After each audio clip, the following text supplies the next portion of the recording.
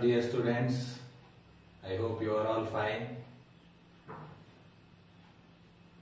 Shall we start today's class? Yes. Okay. Good morning everybody. I would like to start today's class by showing you a photo of a great personality. You have to try to identify who is that personality. Will you? Okay. So, as you see on the screen, who is that person? Yes, you are right. He is Sir C.V. Raman. What is he? Yes, he is a great scientist. We have already studied a few things about Sir C.V. Raman in previous class. Have you read that? Hope you have read that.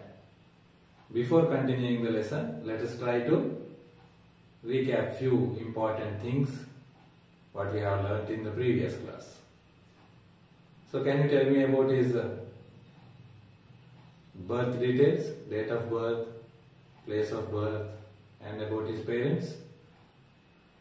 Yes, you are right. He was born on 7th November 1888 in Trichy.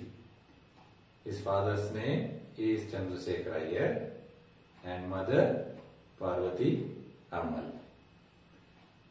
And he studied in Hindu College and Presidency College. Though he had a poor health, he completed his BA, MA degree and he wanted to go to UK for higher studies. But he could not go. Why? ಯಾಕೆ ಅವರಿಗೆ ಯುಕೆಗೆ ಹೋಗ್ಲಿಕ್ಕೆ ಸಾಧ್ಯ ಆಗೋದಿಲ್ಲ? ನಾವು ನೋಡಿದ್ದೀವಿ. Yes, because of his health problem. At that time, his relatives forced him to take competitive exam. ಆ ಟೈಮಲ್ಲಿ ಅವರಿಗೆ ಅದನ್ನ ಕಾಂಪಿಟೇಟಿವ್ ಎಕ್ಸಾಮ್ ಬರೆದು ಒಂದು ಒಳ್ಳೆ ಪೋಸ್ಟಿಗೆ ಸೆಲೆಕ್ಟ್ ಆಗಬೇಕು ಅಂತ ರಿಲೇಟಿವ್ಸ್ ಫೋರ್ಸ್ ಮಾಡಿದಾಗ, ದೋ he was not interested much in it, ಈ ರೈಟ್ ಕಾಂಪಿಟೇಟಿವ್ ಎಕ್ಸಾಮ್ ಅನ್ನು ಬರೆದು he was selected for a deputy accountant general. It's a prestigious post. ಅಂತ ಒಂದು ಹುದ್ದೆಗೆ ಸೆಲೆಕ್ಟ್ ಆಗ್ತಾರೆ. But he felt like a fish out of water. ನಾವು ನೋಡಿದ್ದೀವಿ expression fish out of water ಅಂದ್ರೆ ಏನು ಅಂತ. ಎಸ್, ಮೀನಿನ ನೀರಿನಿಂದ ಹೊರಗೆ ತೆಗೆದ್ರೆ ಹೇಗೆ ಒದ್ದಾಡ್ತದೋ, in the same way C.V. Raman struggled to adjust to that position of deputy accountant general. ಅವರಿಗೆ ಬಹಳಷ್ಟು ಇಂಟೆಲಿಜೆನ್ಸ್ ಇದ್ರೂ ಕೂಡ ಅವರ ಫೀಲ್ಡ್ ಆಫ್ ಇಂಟ್ರೆಸ್ಟ್ ಆಗಿರ್ಲಿಲ್ಲ, ಅದರಿಂದ ಬಹಳ ಒದ್ದಾಡ್ತಾರೆ. ಅಲ್ಲಿ ವರ್ಕ್ ಮಾಡುವಾಗಲೂ he had not lost his interest in science ಅನ್ನೋದು ನಮ್ಮ ಗಮನಕ್ಕೆ ಬರುತ್ತೆ. Okay, so even as a deputy accountant general, Sir C.V. Raman had not lost his interest in science. As we study the lesson, we have come to know that even as a deputy accountant general, Raman mixed with the scientists and took interest in science. So there is one incident which shows his interest in science. One day he got an opportunity to meet some scientists. He was actually traveling in a train and he saw a banner on a building saying that some scientists are going to meet in that building. As soon as he saw that banner, he just jumped out of the train anta helbodu. The train was even it had not stopped completely. He came out of the moving train. One moving train inda he got down. He got down from the moving train. Andre avara interest ಎಷ್ಟಿದೆ ಅಂತ ನಾವು ಇಲ್ಲಿ ತಿಳ್ಕೊಳ್ಳಬಹುದು. So when we say these kind of statements, we can re-question it. How to re-question it? Like if I say Raman had not lost his interest in science. Had he? ಅವರು science ಅಲ್ಲಿ interest ಕಳ್ಕೊಂಡಿರ್ಲಿಲ್ಲ ಅಲ್ವಾ ಅಂತ ಪ್ರಶ್ನೆ ಮಾಡುವಂತ ಪ್ರಶ್ನೆಗಳನ್ನು ಹೇಗೆ ಮಾಡೋದು ಅಂತ ಇಲ್ಲಿ ನಾವು ತಿಳ್ಕೊಳ್ಳೋಣ. Such kind of questions in English are called as question tags. Have you heard about question tags? You might have. So ನಿಮಗೆ ಒಂದಷ್ಟು idea ಇರಬಹುದೇನೋ, but I will tell you what are question tags. These question tags are basically confirmation type of questions. Confirmation ಅಂದ್ರೆ ಖಾತ್ರಿಗಾಗಿ ಮಾಡುವಂತಹ ಪ್ರಶ್ನೆಗಳು ಇವಾಗಿರ್ತವೆ.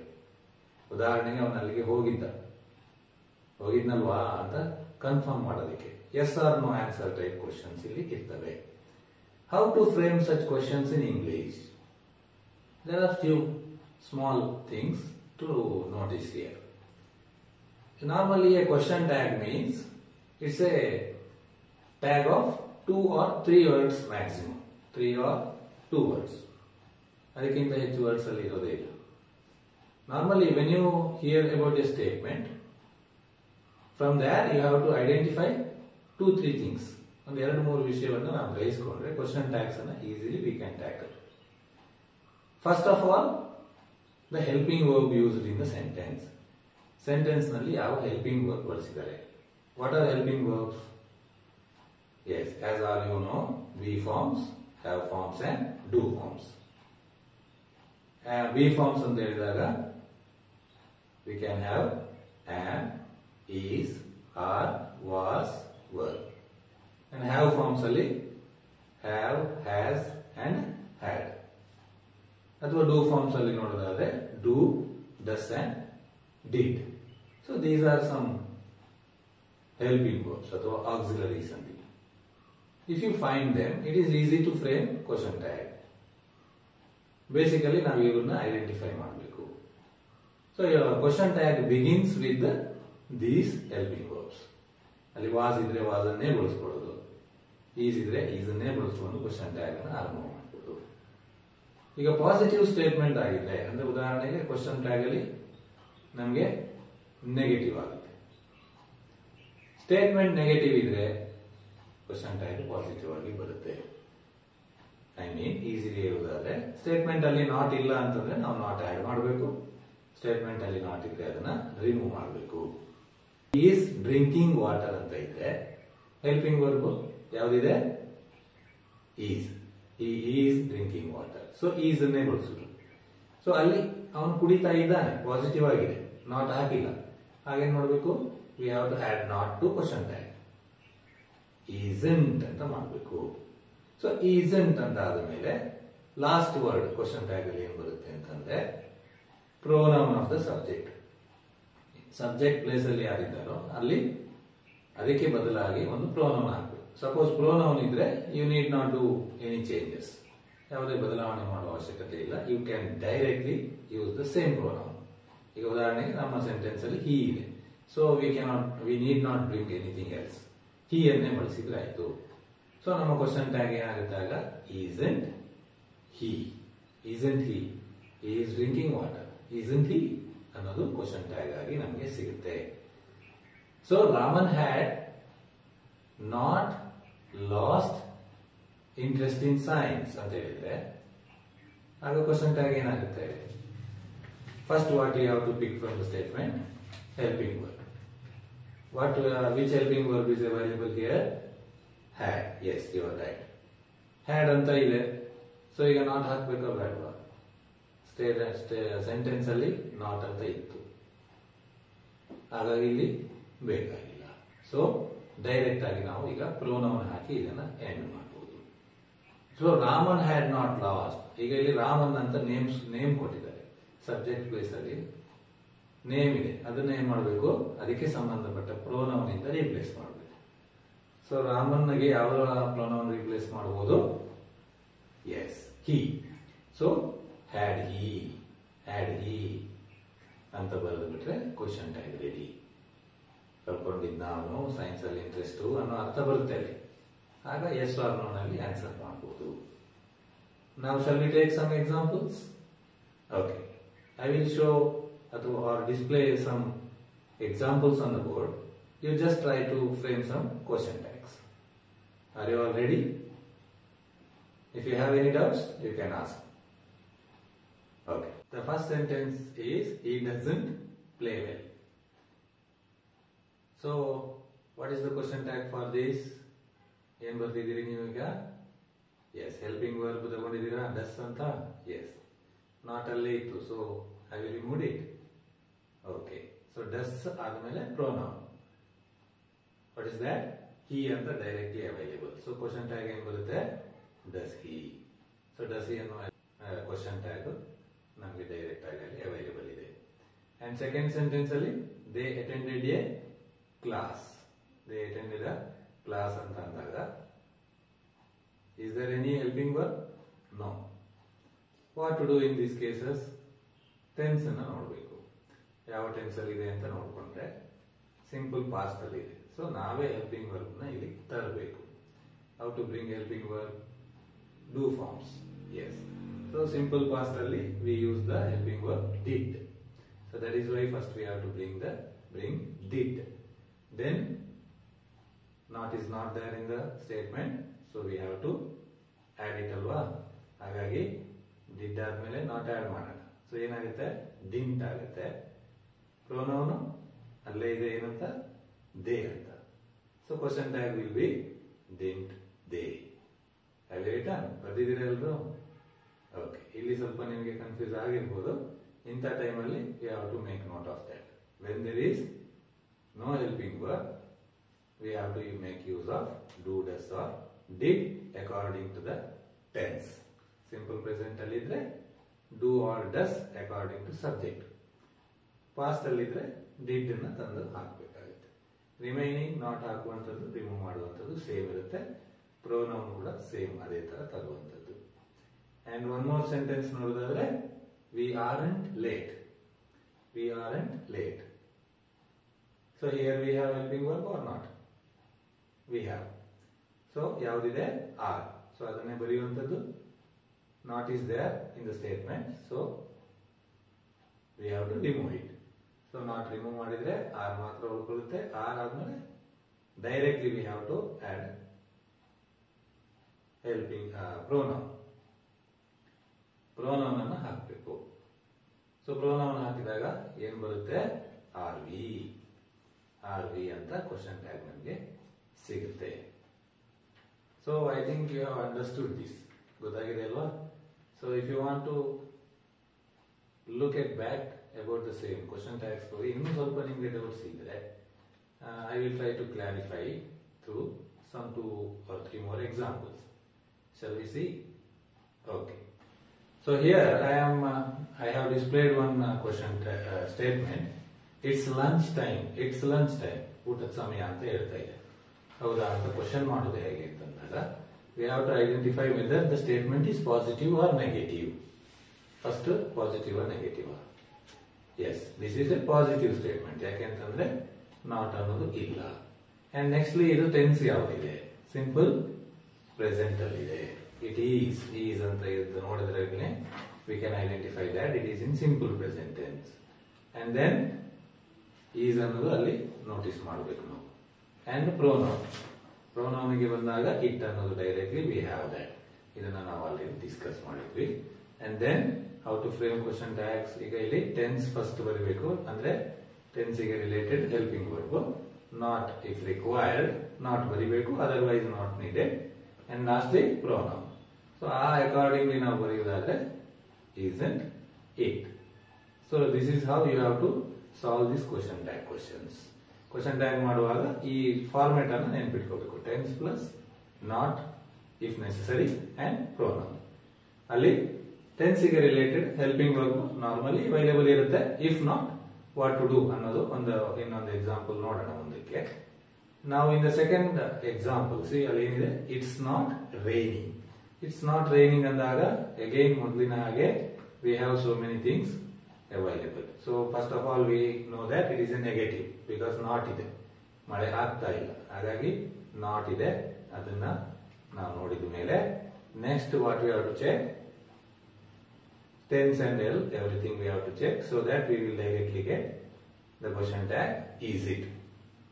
Because is ಅನ್ನೋದಲ್ಲೇ ನಮಗೆ ಸ್ಪಷ್ಟವಾಗಿ ಕಾಣಿಸ್ತಿತ್ತು, plus it ಅನ್ನೋ pronoun first sentence ತರನೇ ಅಲ್ಲಿ ನಮ್ಗೆ ಇರೋದ್ರಿಂದ ಜಸ್ಟ್ ನಾಟ್ ರಿಮೂವ್ ಮಾಡೋದಷ್ಟೇ ಕೆಲಸ. ಸೊ ಸಿಂಪಲ್ ಆಗಿ ಈಸ್ ಇಟ್ ಅಂತ ಸಿಕ್ತು. Now let us try to see one more little different sentence, that is he works hard. He works hard ಅಂತ ನೋಡಿದ್ರೆ here sentence is positive or negative? Yes, it is definitely a positive sentence. So positive sentence ಆಗೋದು ಮತ್ತೆ helping verb ಯಾವುದಿದೆ ನೋಡೋದಾದ್ರೆ there is no helping verb. ಆಗ we have to search.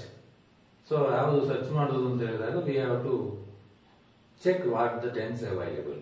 Tense ಯಾವುದಿದೆ, ಅಲ್ಲಿ ಯಾವ ಕಾಲದಲ್ಲಿದೆ ಅಂತ ನೋಡಿದ್ರೆ ವರ್ಕ್ಸ್ V1 form ಇದೆ. So that we can easily say that it is in simple present. Yes. So simple present ಅಂತ ನಮ್ಗೆ ಗೊತ್ತಾಗಿದೆ.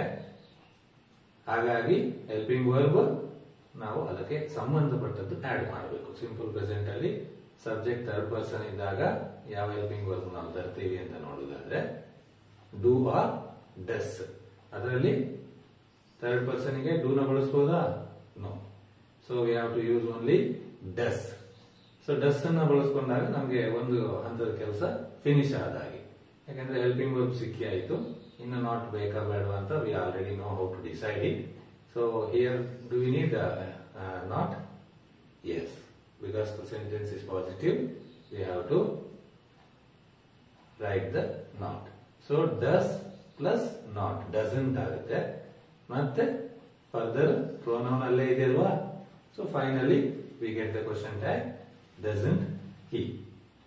That's it. ಇಷ್ಟೇ ಇರೋದು question tag ಅಲ್ಲಿ. I think you all have understood. Let me give some questions for your homework and then we continue the lesson. Okay? Okay, now take down the questions for homework. So take down these three sentences and frame question tags for these three sentences when you come tomorrow. She is working, he wasn't angry, you will be there. ಇಲ್ಲಿ ಕಾಣಿಸ್ತಿರುವಂತಹ sentence ಗಳನ್ನ ಬರ್ಕೊಂಡು ಹೋಗಿ ನಾಳೆಗೆ ಅದಕ್ಕೆ question tag ಮಾಡ್ಕೊಂಡು ಬರ್ಬೋದಲ್ವಾ? Okay okay. So ಇನ್ನೇನಾದ್ರೂ doubts ಇದ್ರೆ we will discuss in the next class also.